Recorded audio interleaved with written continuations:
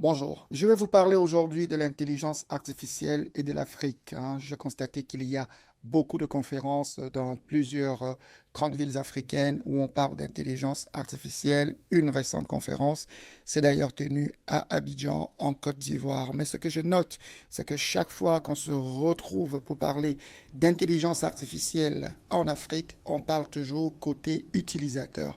On en est encore à convaincre les gens ce que l'intelligence artificielle peut apporter dans la dynamique de travail, mais aussi à convaincre les gens qu'il faudrait utiliser l'intelligence artificielle avec beaucoup de parcimonie parce qu'il peut y avoir des dérives, c'est une réalité, surtout que l'outil n'est pas encore parfaitement régulé. Mais en réalité, l'Afrique doit et devrait prendre une position beaucoup plus forte, jouer un rôle beaucoup plus important en matière d'intelligence artificielle. Et lorsque je vous parle d'intelligence artificielle, je ne vous parle pas de ChatGPT que tout le monde connaît aujourd'hui, parce qu'en réalité, ChatGPT est le plus connu, mais il y a d'autres intelligences comme Claude AI ou encore le Copilot de Microsoft.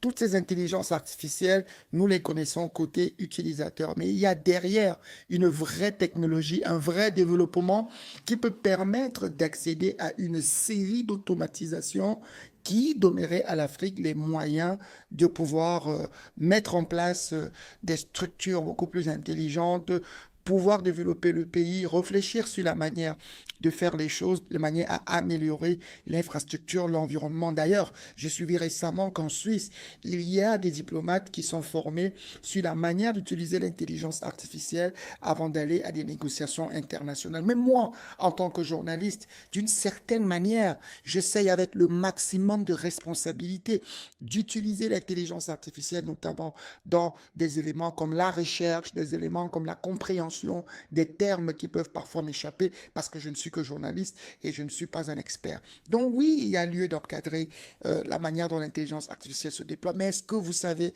que l'intelligence artificielle est devenue un outil de géostratégie? Les Américains sont en train de mettre 500 milliards de dollars. Les Émirats arabes unis ont signé un engagement avec la France pour construire des data centers, des centres de données de près de 50 milliards de dollars. Et de toutes les façons, la Chine est venue bouleverser le jeu en disant que oui, on peut investir dans l'intelligence artificielle, mais non, on n'a pas besoin de centaines de milliards de dollars. Nous avons DeepSeek. DeepSeek nous a coûté à peu près 6 millions de dollars et cela nous a permis d'avoir un outil d'intelligence artificielle aussi sophistiqué que le chat GPT. Encore que j'ai essayé, c'est pas forcément toujours ce qu'il est.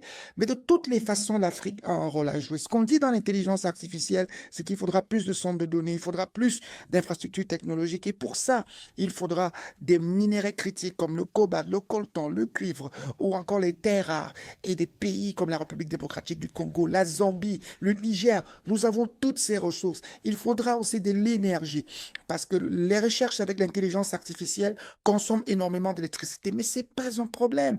Un pays comme la RDC, si on parvient à y construire le barrage Inga 3, on pourrait déployer une énergie électrique qui alimenterait toute l'Afrique subsaharienne et bien plus encore si jamais l'infrastructure existait. Donc nous pouvons aussi nous lancer dans la question de l'intelligence artificielle, non pas seulement en tant que des observateurs, en tant que des commentateurs, nous pouvons nous lancer dans l'intelligence artificielle en tant que des faiseurs d'infrastructures, en tant que d'utilisateurs d'infrastructures, mais aussi en tant que fournisseurs et contrôleurs de la matière première essentielle pour faire fonctionner toute l'architecture qu'il y a derrière l'intelligence artificielle. Donc oui, les Africains doivent se lancer dans l'intelligence artificielle. 6 millions de dollars, les Chinois nous montrent que ça ne coûte rien du tout. Nous dépensons parfois des milliers, des milliards de dollars pour investir sur des choses qui ne sont pas forcément utiles.